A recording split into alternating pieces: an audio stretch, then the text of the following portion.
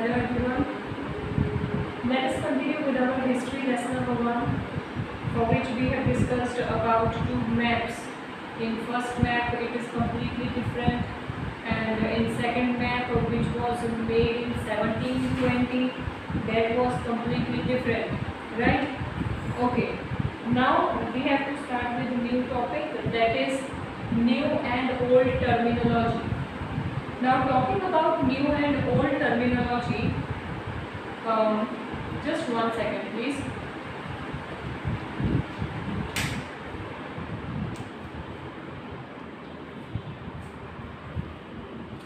Okay, talking about new and old terminology, if the context in which information is provided in the context in which information is produced changes with time, what about language and meanings?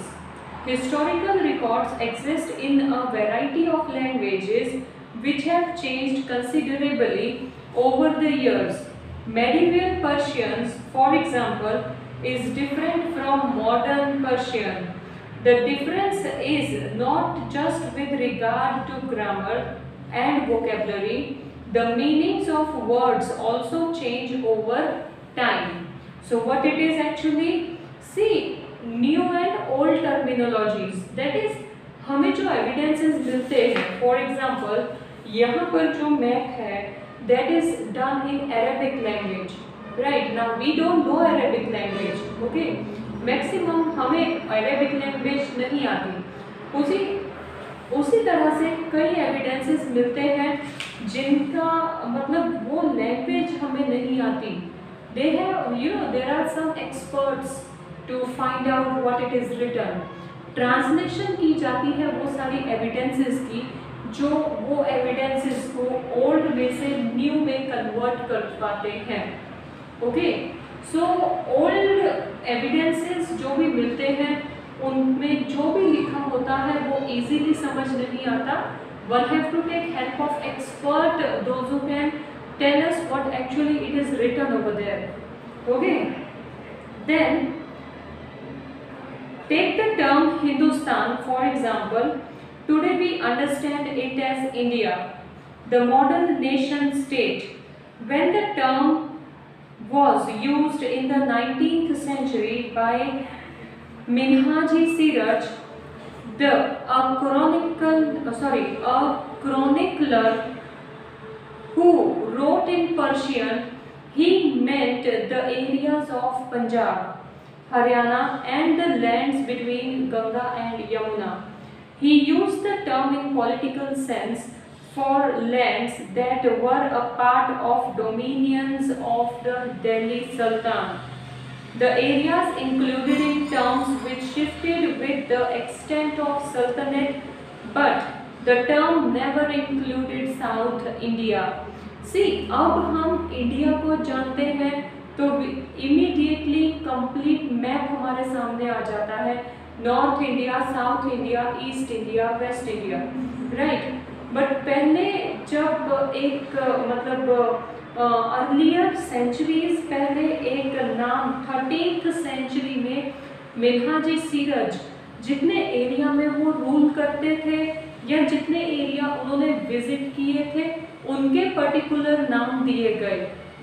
In earlier centuries, in 13th century, this place was not considered as India. Okay, ये place India नहीं consider होता था, हिंदुस्तान नहीं consider होता था. क्यों? क्योंकि यहाँ पर जब वो 13th century के here the name is declared Minhaji Siraj, तो मिन्हाजी सीरज जिस एरिया में रहते थे या जितने एरियाज उन्होंने विजिट किए थे उनके लिए वही एरियाज जो थे that was valid. Otherwise they have not considered South India as a part of their kingdom or as a part of their rule. Okay, then the area included this term shifted with the extent of the Sultanate, but the term never included South India. By contrast, in the early 16th century, Babur used Hindustan to describe the geography, the fauna and the culture of the inhabitant of the subcontinent. As we will see later in the chapter, this was somewhat similar to the way of 14th century poet Amir Khusrau used the word Hind. While the idea of a geographical and cultural entity like India did exist, the term Hindustan did not carry the political and national meaning which we associate with it today. See, Hindustan, it was simply that Hindu and Sthan. So, वो हिंदुस्तान एक नाम दिया गया था. Otherwise, national wise, Hindustan was not considered as complete India. Okay, वो सिर्फ एक simple नाम था. लेकिन आज अगर हम हिंदुस्तान बोलते हैं तो हमें पूरा इंडिया इमेज आ जाता है माइंड में.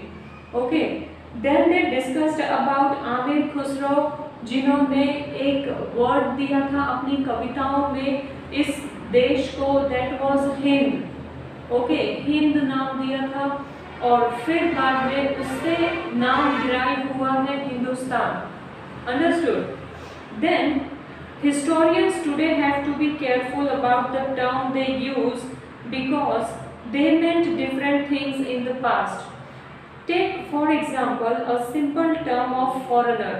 It is used today to mean someone who is not an Indian. In the medieval period, a foreigner was a stranger who appeared, say, in a given village, someone who was not a part of the society or culture. See, historians को ये बहुत ध्यान रखना पड़ता है कि हम कौन सा वर्ड कहाँ यूज कर रहे हैं. Like for example, presently अगर if we speak in foreigner, तो foreigner मतलब people those who doesn't belong to India, right? But in medieval period, that is पुराने ज़माने में foreigner किसको कहते थे? मतलब people those who were not belong to that particular village. Okay, like I mean Chikli, तो चिकली के लोग ओके, बट अगर कोई वलसाड से भी आता तो that considered as foreigner in medieval period. Okay, so foreigner word का किस टाइम पे किस तरह यूज करना है, that all things also to be taken care very carefully. Okay, then in Hindi, the term Pardesi might be used to describe such a person, and in Persian it is Ajnabi, that is stranger, Ajnabi या Pardesi जो इस देश का ना हो, right?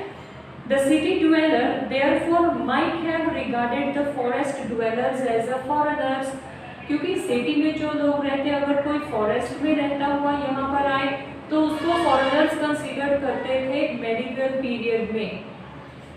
But to peasants living in the same villages were not foreigner. That is, if I am living in city and if my colleague is living in city, so we will not be considered as foreigner to each other.